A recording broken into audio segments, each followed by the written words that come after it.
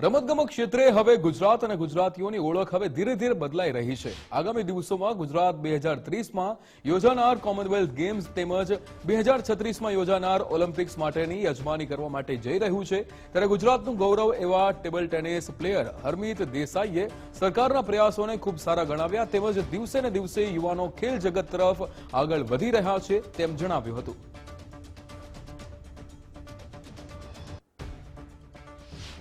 આ પહેલી વાર યુટીટી ગુજરાતમાં થઈ રહી છે અને મારા માટે ખૂબ જ આનંદની વાત છે, કેમ કે અહીંયાનો હોમ સપોર્ટની મને ખૂબ જ આશા છે કે મને મળશે.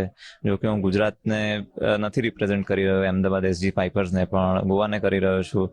પણ મારી જન્મભૂમિ ગુજરાત જ છે અને મારું દિલ ગુજરાત માટે જ છે. અને આશા કરીશ કે વધારેમાં વધારે લોકો, ફેન્સ અને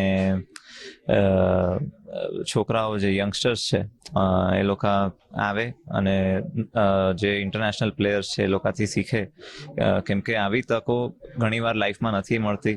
અને ગુજરાતમાં આ યુટીટીનું જે આયોજન થઈ રહ્યું છે એ ઇન્ટરનેશનલ લેવલનું છે, જેમાં આટલા બધા ઓલિમ્પિયન્સ કે કોન્ટિનેન્ટલ ચેમ્પિયન જે થયા હોય કે પછી વર્લ્ડ ચેમ્પિયનશિપ મેડલિસ્ટ, એ લોકોથી ઘણું શીખવા મળી શકે અને આટલી હાઈ લેવલની મેચીસ જોવા મળશે તો ડેફિનેટલી ગુજરાતને ઘણો ફાયદો થવાનો છે.